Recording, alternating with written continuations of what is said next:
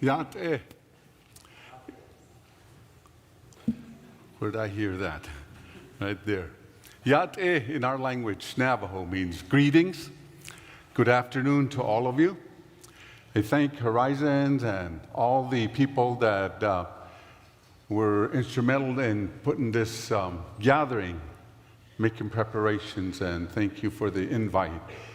And thank you for the invite to talk about my way of life through this medicine. Before I talk, I guess I kind of want to preface where I'm coming from with this. You talk about psychedelics all yesterday, today, and how it's being looked at to help people. In my perspective, psychedelic is not a vocabulary of mine or any of us indigenous people. It's like, for example, peyote is considered a psychedelic in today's discussions, and for me, it's a medicine. I can only talk about it as an herb that is there to help me to deal with healing, to deal with righteous living. And my people have always had this medicine for thousands of years, coming in from a little community called Sweetwater, Arizona. That's where I hail from. Came over here with my daughter Stephanie, my sister Miriam, and nephew here, Armando. We all come together to talk about medicine, and that's what it was about as I was growing up, how this particular herb, it grows down in South Texas, and my uncle and my father, they're practitioners, and my father's father, they were practitioners and utilized this peyote in a ceremonial setting for purposes of healing. And right now, I'm the third generation of practitioners, and my son, my granddaughter, they're all grown up in this way of life through this peyote. And my wife and I, we have raised our children and are now raising our grandchildren through this way of life. And that's my daughter and my wife there. And we have made a way of life through this peyote. And so, thinking about what we have to do to make sure that that it stays around, I think of my little granddaughter. Her name's Raquette. Every time I go, like today, coming over here, I would hold her and I say, I'm going to do everything that I can to make way for you, that there is going to be something in place for you when I'm no longer around. And the whole purpose, according to our grandmas and grandpas, is to get yourself in a position to make way, to help, to prepare for those that are following. And we have the peyote way of life. My people were pretty much prosecuted just because they wanted to use that, and they wanted to pray and to help themselves in this life by our federal government, by state governments. My grandfather spent times in jail just because he wanted to pray for us, to pray for his grandchildren and others.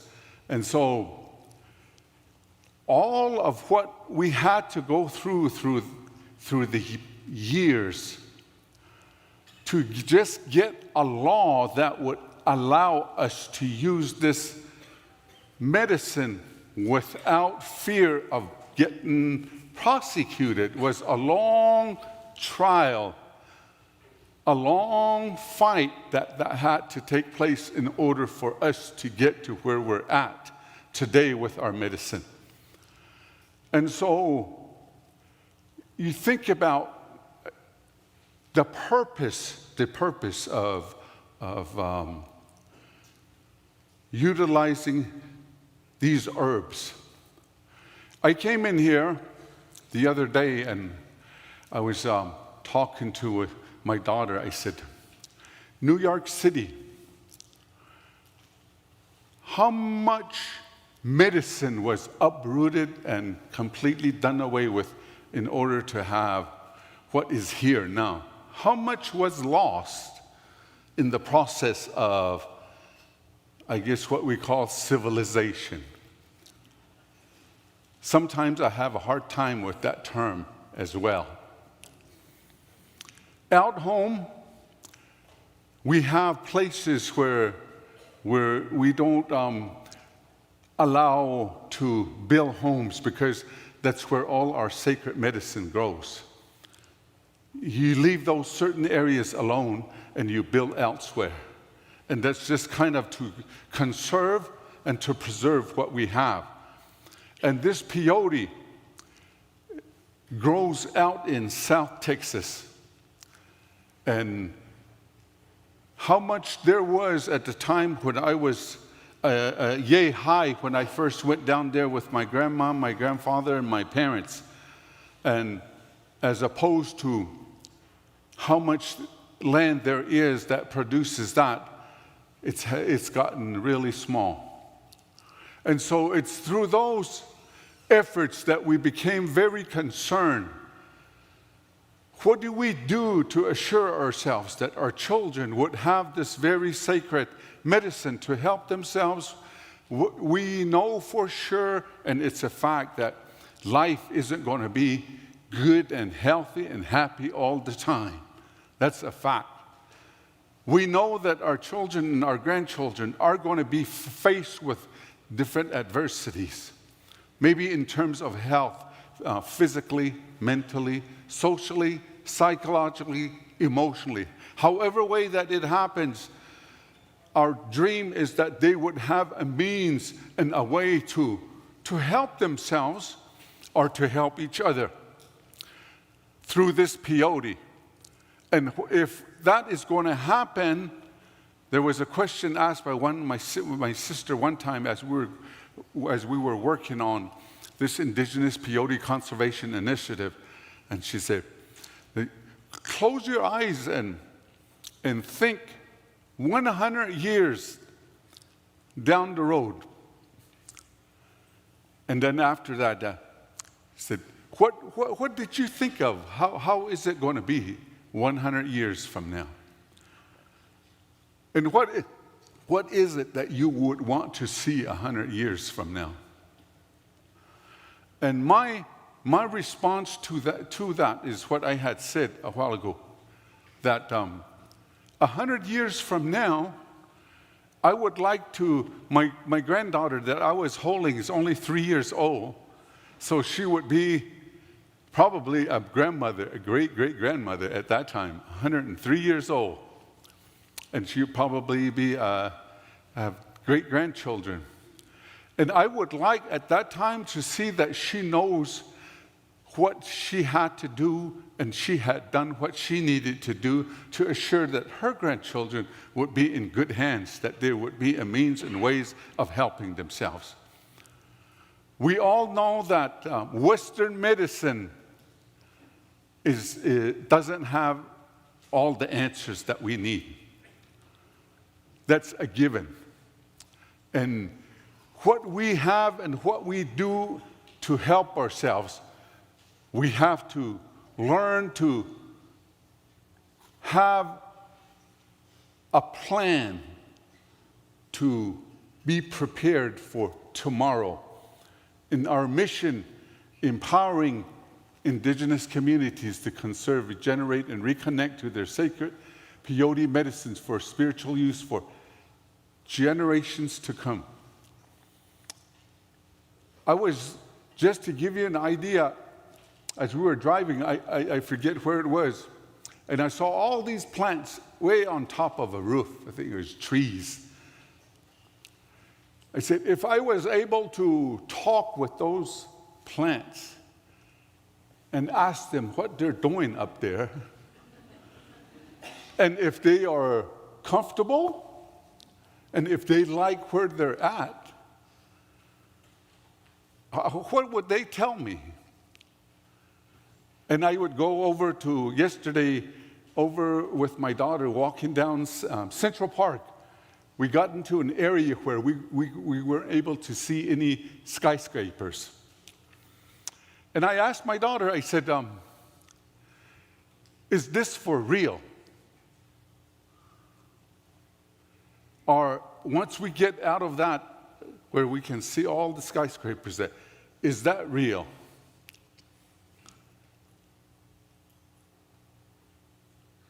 I think you can apply that to our people. We as people, all of us. We were given at one time a place that we could call home, a language that was unique to only us, a way of life that was unique to us. And we were, and in my case, I was 100% the Navajo. And due to whatever it may be, whatever the reasons are, we've become uprooted voluntarily, maybe in some cases, involuntary in some cases. So a lot of our Indigenous people, that's what happened. All the ones that used to live here, where are they now? Are they still around? So after getting uprooted, we intermingled, intermarried, lost our uniqueness, our originality. And so, is that what would happen to our medicine? For purposes of science, for purposes of research, we have a means and ways of taking apart something to see what the outcome would be. We look at our land, the earth, the water, the air. There is such a concern today about climate change. And I look at how many of us have concerns, those of us that have children, about how they're going to be, what's there for them. Is it a real concern? It is a real concern. What we are going to leave for them.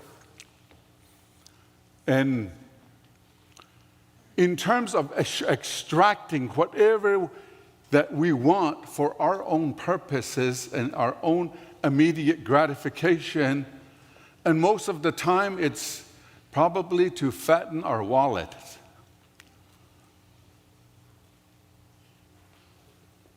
In some cases, it's finding means and ways to preserve and to conserve or to save a person's life.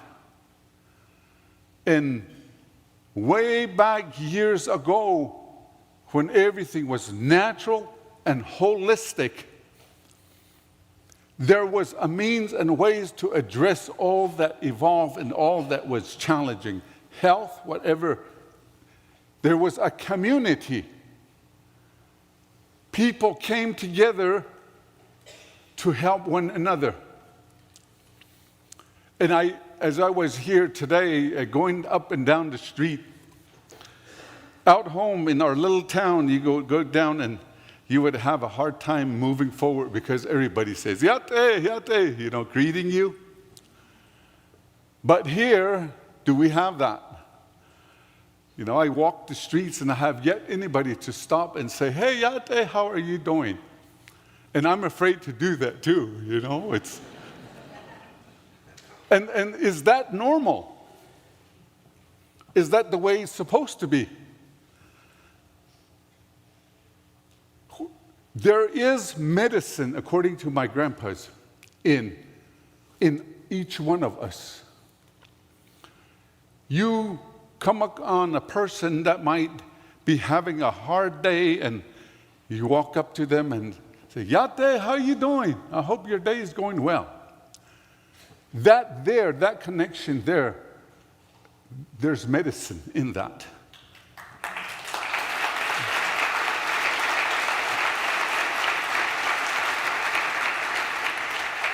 And where and for what reasons have we lost what was most important, and that was to have concern for one another?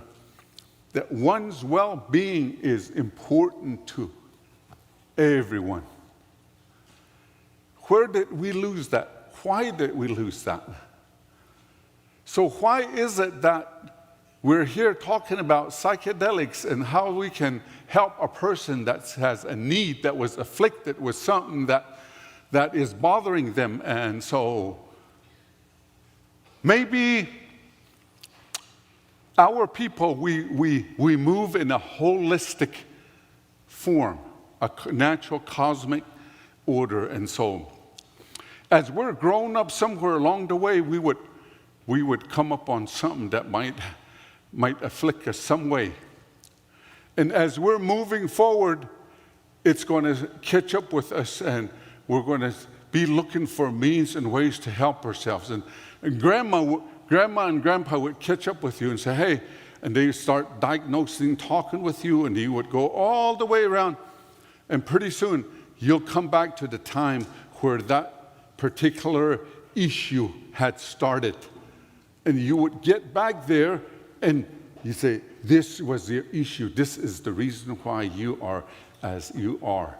And it's addressed, and then you move on again. Today, we go in just a unilaterally going all the time. We don't have a means of going back to take care of something that needs taken care of in order for where we need to go is better directed or is healthy for us. And so a lot of what we're talking about with I'm talking about whole medicine. This medicine, I don't know if you were to take it apart through science or research and just take a little bit out of that and put it into a pill form and have someone take it one in the morning, one in the afternoon, and one in the evening, kind of thing. I don't know if this will help.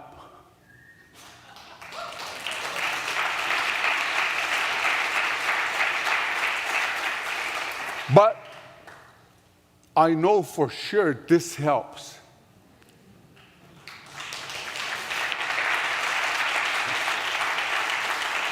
We have a granddaughter, her name's Hojoni. At 12 years of age, she was diagnosed with leukemia. And my gosh, that was the most devastating day in our lives. I think my in-laws, my wife and my sister-in-law, my niece, children. And that particular type of disease, they said, it affects like 20 and so many million. And the treatment for that is not available in a way. And so, where do we turn? We turn to the higher being, we turn to our herbs, our medicine. This is my wife doing a presentation about this medicine. And she's the one that said, we have to pray. And then we have to pray some more. And all of our relatives, our relations, our community, our people came together. Even as far as Mexico, they came together. They helped us through the spirit of this medicine. All these ones here, grandmas, these little ones, came together. After 3.5 years, my granddaughter is in remission.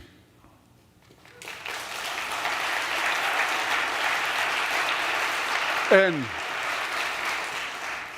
that's the reason why these ones, the grandma, this is my grandmother, they're showing the granddaughters how to make medicine for themselves.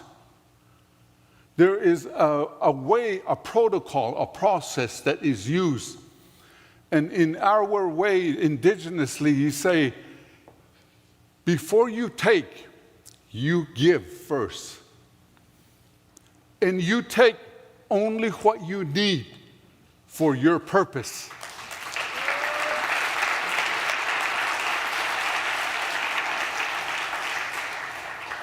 And so, all of what we're talking about is, for me, this belief in this world that we live in, the air that we breathe, the water that we drink, that sun, that light that's there, the vegetation that is there, that's our medicine, that's our food. We have a place to survive and a place to enjoy and to live. A place to grow old with our grandchildren, with our children. A place to go where we would always be assured that there's going to be a means and ways of addressing our challenges. And so, holistically thinking, it's all with nature. So, what do we do to correct all of what we have caused today? Someone here, not too far from here, says there's no such thing as climate change. Everything is fine and dandy. But I look at the water, our pristine water supply, where we used to get water, we don't have that no more. They say it's contaminated with uranium.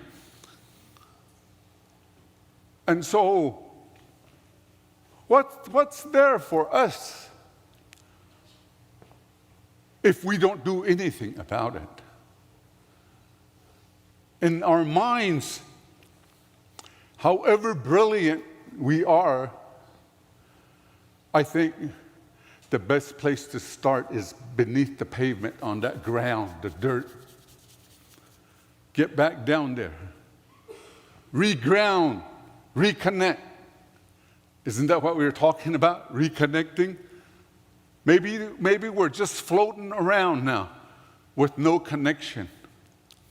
Maybe if we do really reconnect, then maybe there might be stability. There might be a good, solid direction for all of us that we can all go together towards to make sure that our children are going to have a chance.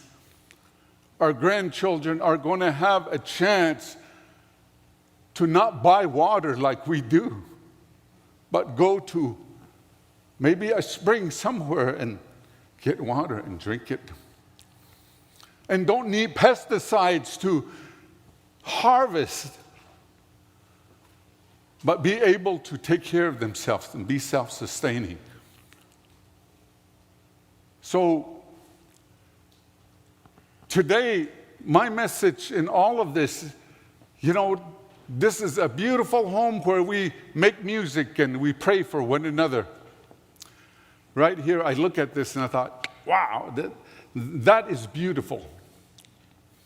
That's where I want to be. That's where I like to be. And My children, they love that. They like that.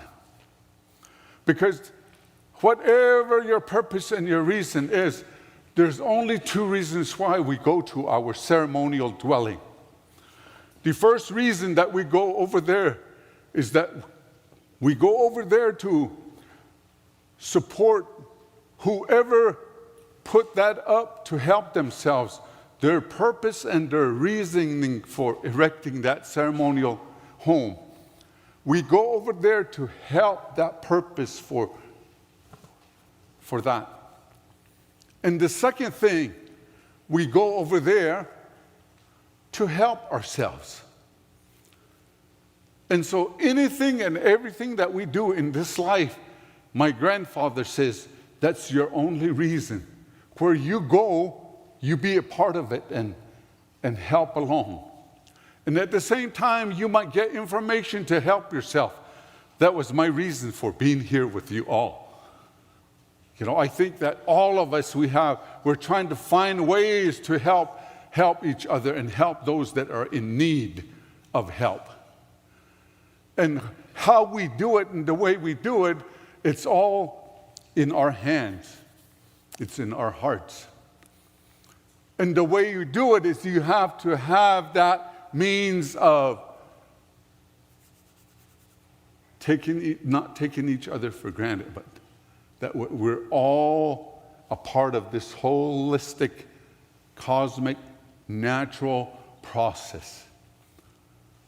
We all are grown old every day. We all need water. We all need food. We all need loving. We all need someone to hug us and to say that we're okay, that we're all right. And that's just a natural human need that we all need. That's where all the medicine is.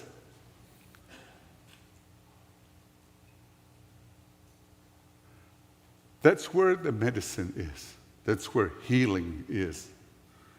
This is a message from my great-grandfather, my grandfather, my grandmas. And that's my message to you today. And in a teepee here, you know, you talk and you pray, you sing, and all of that brings in a good feeling. And if you allow me, I can sing you a song. And hey yana ne yo yana hane yo yana hane yo abina hoina hey ne yo we hey yana ne yo yana hane yo yana hane yo abina hoina hey ne hey yana ne yo yana hane yo yana hane yo abina hoina hey ne hey yana ne yo yana hane yo abina hoina hey ne yo we yana hane yo yana hane yo yana hane yo abina hoina hey ne hey yana ne yo yana hane yo yana hane yo abina hoina hey ne hey yana ne yo yana hane yo abina hoina hey ne yo we hey yana ne yo yana hane yo yana hane yo abina hoina hey ne yo we hey yana ne yo yana hane yo yana hane yo abina hoina hey ne hey yana ne yo yana hane yo yana hane yo abina hoina hey ne hey yana ne yo yana hane yo abina hoina hey ne yo we yana hane yo yana hane yo yana hane yo abina hoina hey ne hey yana ne yo yana hane yo yana hane yo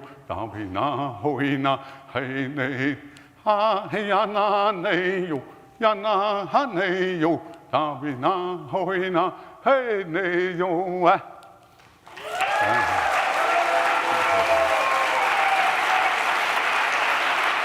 Thank you. Thank you.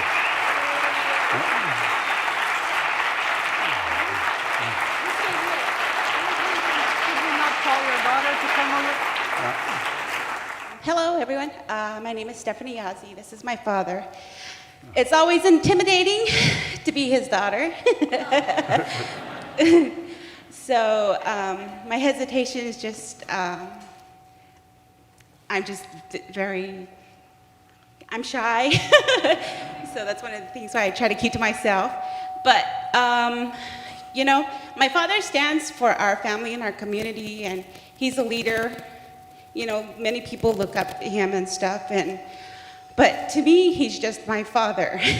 And it isn't until within the last year, through River Styx and IPCI, that I've seen him in a different light. You know, when you grow up with this medicine, it's really easy to kind of take it for granted, because my father has guided us through, you know, our lives, and we've relied on the medicine. And it's never something that I've really had to think about, because I've just followed in my father's footsteps. And I think a lot of the times most people here are like that. You know, we're so trained to just follow. And it's hard to step off on the side and to be your own person, you know? And so even for my, my son's well-being, I still look to my father for guidance. And I guess what all of us have to learn is that although we may have mentors, people who guide us, it's ultimately our responsibility to be the change and to keep what's sacred, sacred. Thank you. I just wonder if you can share some ideas of how you see, like, should we charge for ceremonies? It's okay to buy and pay ceremonies? Something about your ways and your traditions. You know, every time you go to a doctor or a therapist or whoever, that's the first thing that would come to your mind is, I wonder how much it's going to cost. According to my medicine people, say that you are, as a practitioner, your duty first and foremost is to help. And so whoever comes to you, you would help them the best that you can. You don't try to help them. You do the best that you can to help them. And their appreciation in how they show it, that is their call. That's their call. Indigenously, there is really not a charge for helping someone, but they give in appreciation of what you do for them. Of course, it's not like that all the time, but that's the way it's supposed to be. My name is Kevin, and I'd like to thank you for joining us. We're really excited to have you here, and I know that there are many Native American people who do not feel comfortable or do not feel it wise to talk about the medicine and traditional practices in front of audiences outside their community because they feel it will be misunderstood or misconstrued, or that it doesn't bring attention that is necessarily being sought by the Native American community. And I'm curious what your reasons are for accepting this invitation and coming across the country to speak to a group of people from outside your community, and how it is that people who would like to support Indigenous people but are outsiders, what can we do to support that is appreciated and is appropriate? I came over because there's a guy named Kevin that wanted me here. I heard.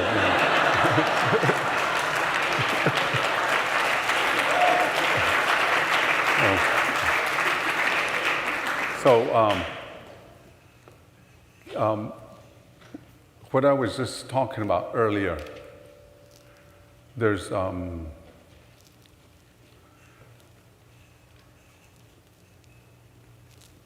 medicine is out in Texas.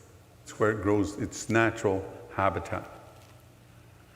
My belief, our belief is that the powers lay within where it grows. Not on top of a roof, like I said with that tree, but where it's supposed to be. That's where the power is. And then it's not supposed to be classified. And that classification made it difficult for us to even use it until we got a waiver through what they call American Indian Religious Freedom Act.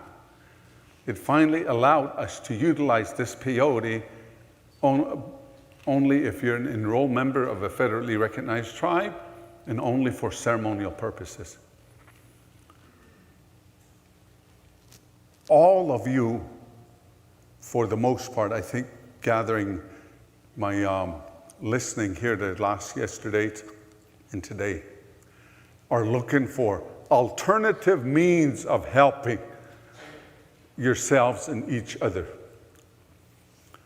And in that process, this psychedelic, like I said, there's no such vocabulary in mine.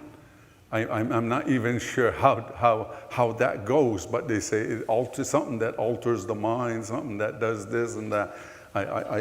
That's beyond me. But for me, it's a healing medicine. Straightforward. It's a healing medicine. And I'm hoping that talking with you all, that there would be help in promoting and letting the wholesome be whole. And let the medicine be the medicine it is as it's supposed to be. And that there would be an understanding. And the only way that there would be an understanding is that we have to share and let it be known with each other. And that's my purpose for getting out of my community and talking with. And I'm not, I stand firm with this medicine, and I know that it is a very, very sacred medicine. My daughter put it, that's what I've been operating on. And you know that she has that. She just said that, keeping the sacred, sacred. That's the whole purpose, the whole idea. And that we advocate for that, and the only way you get the help and the understanding you need is to let it be known. Thank you. I have been invited to TP ceremony. I was very honored to be invited to a ceremony where the peyote is used. And what I had to struggle with is this is a medicine that is being over-harvested. The land is decreasing where it's growing. And how do we strike a balance between those of us who, that is not my medicine necessarily. Is there enough? Is there enough for some of us to be able to learn from that medicine? Or is it more our job to leave that medicine, what is left, and the land that is left, for those of us who who practice it in sacred ways? IPCI, through River Styx Foundation, we were given that blessing. We call it a blessing. We prayed about what I talked about. How do I assure that my daughter's going to have this medicine as a grandmother when she becomes a grandmother and a great-grandmother and great-grandchild? And so, well, right now, it seems like the only option that we have is that we have to somehow secure land where this medicine grows so that it is conserved.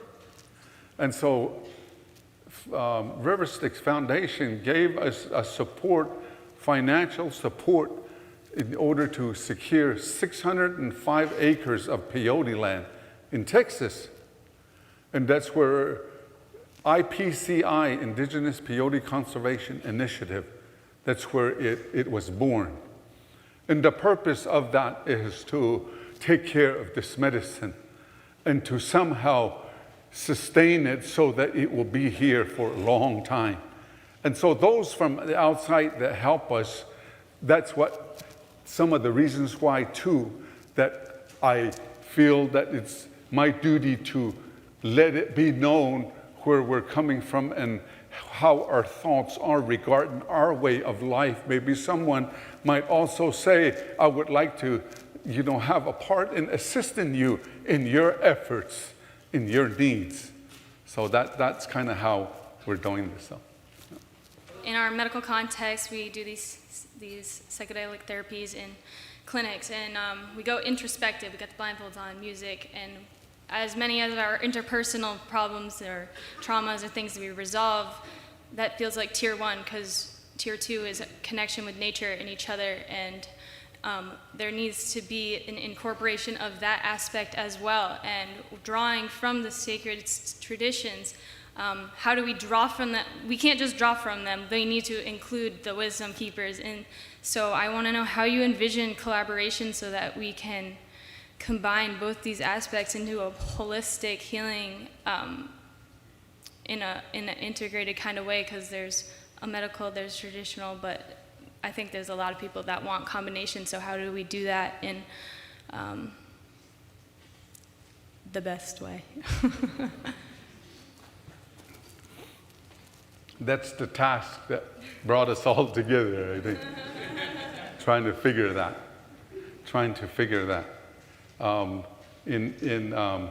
Indigenously,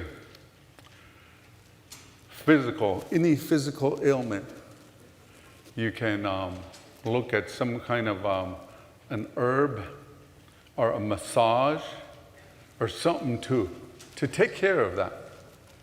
You know where it's at. And you can apply medicine to that medication. And then you would have your mental illness, or emotional or psychological. I don't know if it'd be okay for me to tell you this, but I think it is, because our minds are all here to help, to kind of give an idea about where and how we come together. And so,